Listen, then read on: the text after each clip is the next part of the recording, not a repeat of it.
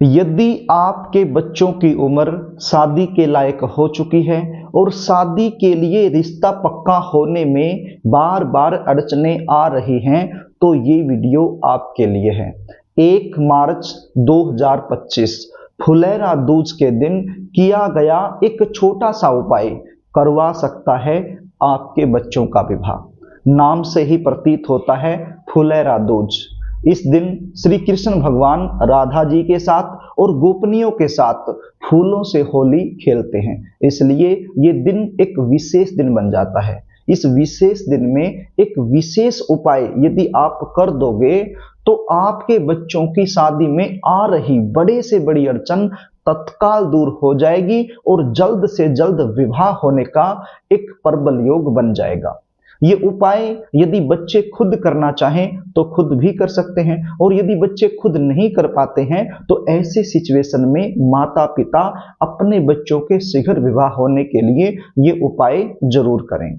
कई बार सिचुएशन क्या होती है, आपके जो बच्चे हैं वो दिखने में सुंदर होते हैं, उनकी अच्छी खासी जॉब होती है या फिर अपना खुद का काम होता है, भगवान की कृपा से आपका बैकग्राउंड भी काफी अच्छा है। इतना कुछ होने के बावजूद भी शादी के लिए रिश्ता पक्का नहीं हो पाता है। बार बार अड़चनें आती रहती हैं।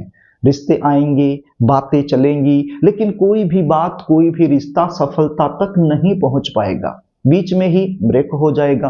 और यदि कई बार रिश्ता पक्का हो भी जाए तो बिल्कुल अंत में जाकर कोई न कोई ऐसी बात निकल कर सामने आएगी जिसके चलते रिश्ता टूट जाएगा। कभी लड़की वाले मना कर देंगे, कभी लड़के वालों की तरफ से ना हो जाएगी, देखने वाले आएंगे, देख कर चले जाएंगे, लेकिन किसी भी प्रकार का पॉजिटिव रिप्लाई आपको मिल नहीं पाएगा। आप इंतजार करते रहोगे। कुछ ऐसे रिश्ते आएंगे जो आपके लेवल के नहीं हैं, आपको पसंद नहीं है, तो आप अपनी तरफ से मना करते रहोगे। और कोई ऐसा रिश्ता जो आपके लेवल का है, आपको पसंद है, आप करना चाहते हो, तो वो रिश्ता सामने से पक्का नहीं हो पाएगा। ऐसे में बच्चों की उम्र लगातार निकलती जाएगी। तो ये जो सिचुएशन है, ये सिचुएशन मन को परेशान करने वाली सिचुएशन बन जाती है। तो यदि इस प्रकार की सिचुएशन आप लोगों के साथ बनी हुई है तो चिंता करने की आवश्यकता नहीं है। उपाय बता देता हूं, इसको ध्यान से सुन लीजिए, समझ लीजिए और फुलेरा दूज के दिन कर दीजिए। उपाय बताऊं इससे पहले आपसे निवेदन करना चाहूंगा, यदि आप चैनल पर नए हैं और अभी तक आपने इस चैनल को सब्सक्राइब नहीं किया है तो मुझसे लगातार जुड़े रहने के लिए अभी इस चैनल को सब्सक्राइब कर लीजिए और बेल आइकन को भी प्रेस करके रखिए, ताकि हमारी आने वाली इसी प्रकार की नई वीडियो का नोटिफिकेशन आपको मिलता रहे और बिना किसी अड़चन के वो वीडियो आप आसानी से देख पाएं। तो प्रिय दर्शकों, अब आप उपाय सुन लीजिए, इसको ध्यान से सुन लीजिए। 1 मार्च 2025 इस दिन फुलेरा दूज है और जो उपाय आपको बताने वाला हूं, ये उपाय आपने इसी दिन करना है। कोशिश कीजिए ये उपाय आप सुबह के समय ही कर लें, यानी दोपहर से पहले पहले कर लें। और यदि दोपहर से पहले आप नहीं कर पाते हैं तो शाम के समय भी आप ये उपाय कर सकते हो। ये उपाय करने के लिए क्या क्या सामग्री आपके पास होनी चाहिए उनको आप नोट कर लीजिए, ध्यान से सुन लीजिए।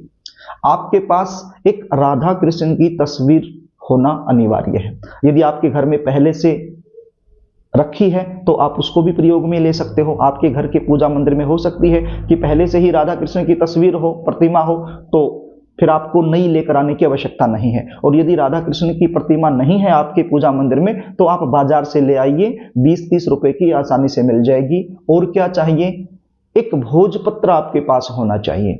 ये भोजपत्र क्या होता है आप स्क्रीन पर देख लीजिए, ये 10 रुपए का भोजपत्र आता है। तो ये भोजपत्र भी आप ले आइए, जहां से पूजा का सामान मिलता है वहां से आपको मिल जाएगा। थोड़ा सा पीले रंग का चंदन आपके पास होना चाहिए, ये भी आप ले आइए, जहां से पूजा का सामान मिलता है वहीं से आपको आसानी से मिल जाएगा।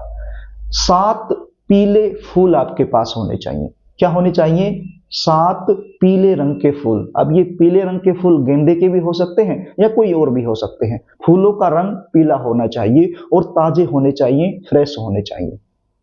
तो इन चीजों की आवश्यकता पड़ने वाली है आपको ये उपाय करने के लिए। एक मोर पंख भी यदि आपके पास हो तो अति उत्तम है, जहां से पूजा का सामान मिलता है वहीं से आपको आसानी से मिल जाएगा। और यदि ये सारी सामग्री आपके घर में पहले से अवेलेबल है तो वो भी आप प्रयोग में ले सकते हो। अब फुलेरा दूज के दिन स्नान आदि से निवृत्त होकर के साफ सुथरे कपड़े पहनकर आपके घर का जो पूजा मंदिर है वहां पर आपने बैठ जाना है। ये सारी सामग्री लेकर आपके घर के पूजा मंदिर में एक शुद्ध देसी घी का दीपक आप लगा लीजिए और सबसे पहले गणपति जी महाराज से प्रार्थना कीजिए कि हे गणपति जी महाराज, आज मैं ये उपाय कर रहा हूं या कर रही हूं, आप मुझे इसमें सफलता दिलाना। उसके बाद ये जो पीले रंग का चंदन मैंने बताया, इसको आप किसी भी कटोरी में डाल लीजिए, थोड़ा सा पानी इसमें डालकर इसका घोल बना लीजिए और इस पीले रंग की चंदन की सहायता से भोजपत्र पर आप लिखिए। क्या लिखना है? शुभ विवाह। क्या लिखना है? शुभ विवाह। पीले रंग की चंदन की सहायता से, और जो मोर पंख मैंने बताया था उसकी आप कलम बना लीजिए और उसकी सहायता से लिख दीजिए। यदि मोर पंख आपको नहीं मिल रहा है तो फिर आप एक माचिस की तिल्ली आप ले लीजिए, उसके एक सिरे पर थोड़ी सी रुई लपेट लीजिए और उसकी सहायता से भी आप लिख सकते हो। क्या लिखना है? शुभ विवाह। उसके नीचे लिखना है बच्चे का नाम, चाहे वो लड़का हो या फिर लड़की हो, जिसकी भी जल्दी शादी के लिए ये उपाय आप कर रहे हो उसका नाम आपने लिख देना है। और उसके नीचे लिखना है बच्चे की उम्र। वर्तमान समय में बच्चा जिस उम्र में चला हुआ है वही उम्र आपने लिखनी है। सपोज कीजिए आपका बच्चा 26 साल का हो चुका है, 27वें साल में चला हुआ है तो 27 लिखना है। 30 साल का हो चुका है, 31वें साल में चला हुआ है तो 31 लिखना है।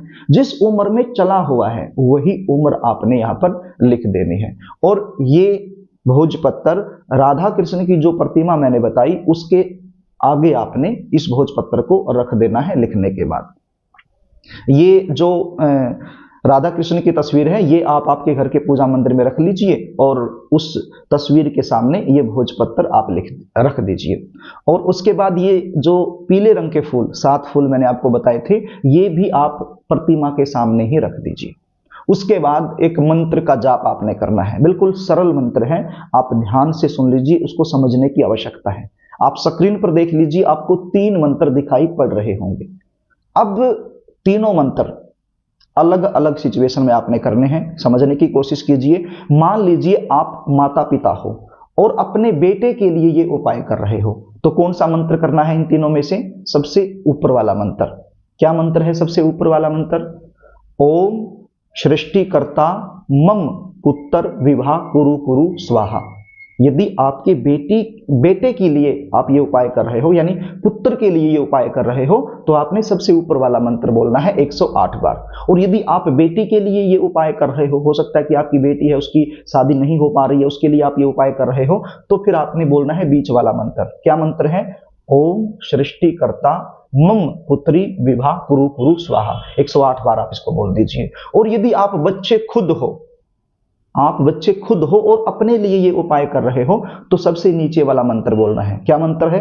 ओम सृष्टिकर्ता मम विवाह कुरु कुरु स्वाहा। 108 बार आप इसको बोल दीजिए।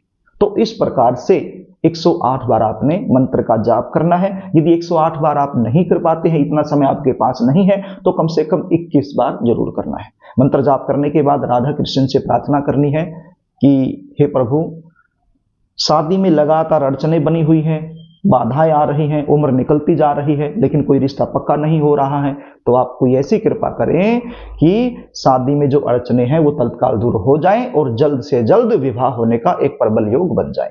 तो इस प्रकार से राधा कृष्ण जी से आपने प्रार्थना करनी है। एक विशेष दिन है ये, मतलब कोई सामान्य दिन नहीं होता है फुलेरा दूज का, एक विशेष दिन माना जाता है। फूलों से होली खेलते हैं श्री कृष्ण भगवान राधा जी से और गोपनियों के साथ। तो इस विशेष दिन में ये विशेष उपाय आपके लिए चमत्कारी सिद्ध हो सकता है।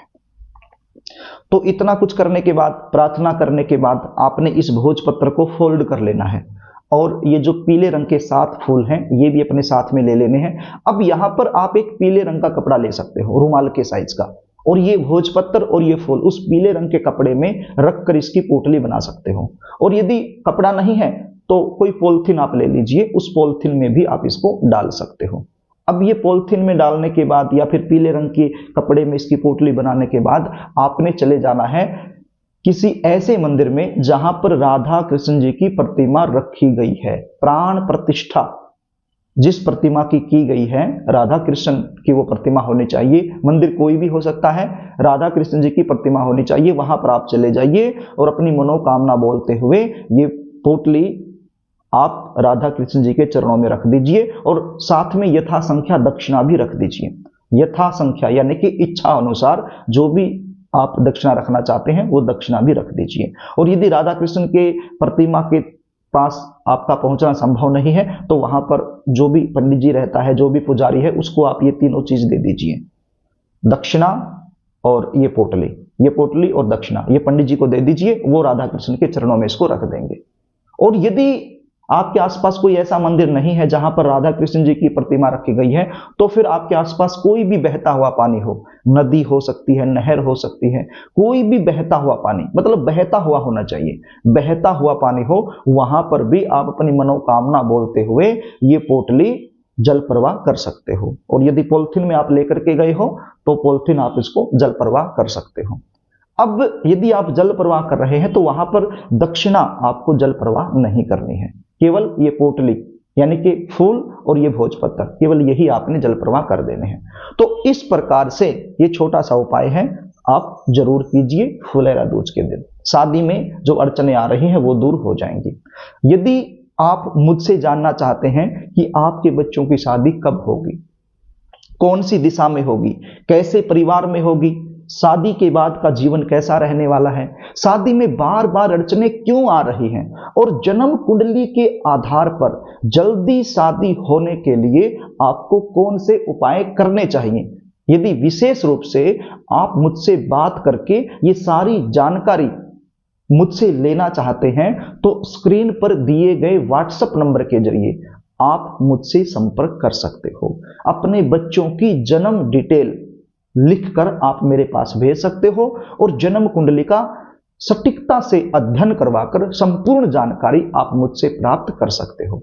जन्म कुंडली देखने की हमारी फीस होती है, वो फीस आपको पे करनी होती है, उसके बाद संपूर्ण जानकारी आपको दे दी जाती है।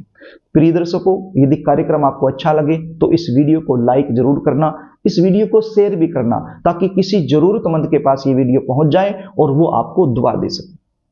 और कमेंट बॉक्स में राधा कृष्ण जरूर लिखना। और एक बार फिर आपसे निवेदन कर रहा हूं, यदि चैनल आपने सब्सक्राइब नहीं किया है तो मुझसे लगातार जुड़े रहने के लिए चैनल को सब्सक्राइब जरूर कर लेना। आज के लिए बस इतना ही, आगे फिर मिलेंगे, तब तक के लिए नमस्कार।